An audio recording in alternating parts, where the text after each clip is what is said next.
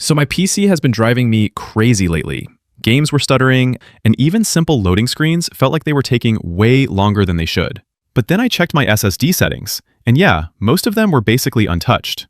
So in this video, I'm going to show you how to optimize your SSD and NVMe drive properly. Let's get started. First, we need to make sure trim is enabled. Open Windows Settings. Go to System. Now open Storage. Scroll down and open Advanced Storage Settings. Now click Drive Optimization. Here, you'll see your drives listed. Select your SSD or NVMe drive and check the status. For SSDs, Windows should run optimization as trim, not old-school defragmentation. Trim is important because it tells the SSD which data blocks are no longer needed, so the drive can clean them internally and keep performance stable over time. Now we're going to check Scheduled Optimization. Inside the same drive optimization window, click Change Settings. Now look at the schedule. For SSDs, you don't need traditional defragmentation like an old hard drive. But if scheduled optimization is running at the wrong time, it can still interrupt drive activity while you're using the PC. So if you notice stutters while gaming or editing, you can reduce how often this runs or manually run optimization when you're not using your PC. Now open Windows Search and type Edit Power Plan. Open it. Click Change Advanced Power Settings. First, expand hard disk. Now open Turn off hard disk after. Set it to 0 minutes or never if that option appears. This stops Windows from powering down your storage during idle moments. Now scroll down and open PCI Express. Expand Link State Power Management. Set it to off. This prevents PCIe power saving from slowing down the connection between your system and your NVMe drive or GPU. Click Apply, then OK. Now we're going to enable write caching. Open Windows Search and type Device Manager. Open it. Expand Disk Drives. Now double-click your SSD or NVMe drive. Go to the Policies tab. Make sure Enable Write Caching on the device is turned on. This allows Windows to cache write operations, which can improve storage responsiveness and make some tasks feel faster. Now you may also see another option called Turn off Windows Write Cache Buffer Flushing on the device. This option can improve performance in some cases, but listen carefully before turning it on. Only use this if your desktop has a UPS or if you're on a laptop with a healthy battery. Because if your PC suddenly loses power while buffer flushing is disabled, you can lose data or corrupt files. Performance is good, but data safety matters more. Now the settings we just changed will fix most common SSD-related stutters and slow loading issues. But if you regularly run large programs, edit videos, move big files, or play heavy games, the next few tweaks can help reduce those small storage-level delays that are harder to notice but still affect smoothness. Now we're going to reduce NVMe power state delay. Now let me show you exactly how to apply this step by step. First, press Windows key plus R to open the Run box. Type regedit and press Enter.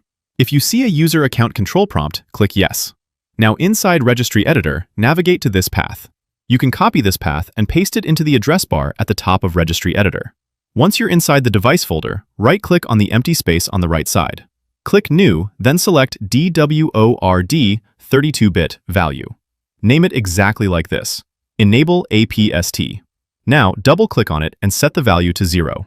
Click OK. Setting this to 0 disables APST, which prevents the NVMe drive from aggressively switching power states. Next, we're going to increase the disk timeout threshold. Again, open Registry Editor. Navigate to this path. You can copy this path and paste it into the address bar at the top of Registry Editor. Once you're inside the disk folder, look on the right side for a value called Timeout value. If it already exists, double-click it.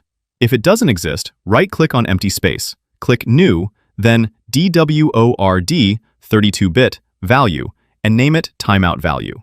Now double-click it and set the value to 60. Make sure the base is set to decimal before entering the value. Click OK. This increases the timeout to 60 seconds, giving your SSD more time to complete heavy operations without Windows interrupting it. Now we're going to reduce unnecessary NTFS timestamp updates. By default, Windows updates file access timestamps whenever files are opened. That means extra small write operations can happen in the background. Disabling last access timestamp updates can reduce repetitive tiny I/O operations. Here's how to do it. Press Windows key plus R, type CMD, then press Ctrl plus Shift plus Enter to open Command Prompt as administrator. Now type this command, fsutil behavior set disable last access 1. Press Enter. If the command runs successfully, it means last access timestamp updates are now disabled. This reduces unnecessary background writes and keeps storage activity cleaner during heavy workloads. If you ever want to revert this change, you can run the same command but replace 1 with 0. It's a small tweak, but for SSD optimization, every unnecessary background write we can reduce helps the system feel cleaner. Now, let's talk about long-term SSD health. Open Command Prompt as administrator. Now run this command: power cfg-h off. This disables hibernation. If you don't use hibernation, this is useful because Windows keeps a large hibernation file on your system drive. Disabling it can free up disk space and reduce large block writes related to hibernation. Now we're going to check the page file. Open Windows Search and type View Advanced System Settings. Open it. Under Performance, click Settings. Go to the Advanced tab. Under Virtual Memory, click Change. For most users, System Managed Size is completely fine. But if your system keeps resizing the page file dynamically, or you're doing heavy workloads, you can set a custom size to keep it more stable. This helps avoid frequent resizing and unnecessary storage changes. A good, safe option is to keep the page file on your SSD and set a stable custom size based on your RAM. But don't disable the page file completely. Some games, editing apps, and Windows features still expect it to exist, even if you have a lot of RAM. Now, let's talk about free space, because this is one of the biggest SSD mistakes people make. Now we're going to clean junk files and manage partitions using APST Partition Master. From the main interface, now go to Discovery tab. Here, you will find a lot of tools. Just open Clean Genius. Now scan your system for junk files. This can help find temporary files, cache files, leftover update files, and other unnecessary data taking up space on your drive. Once the scan is complete, review the results and clean the files you don't need. This gives your SSD more breathing room, and that can help with overall responsiveness. Now, if your C drive is running low on space, APST Partition Master can also help with drive resizing and moving. Select the partition you want to adjust. Choose Resize or Move.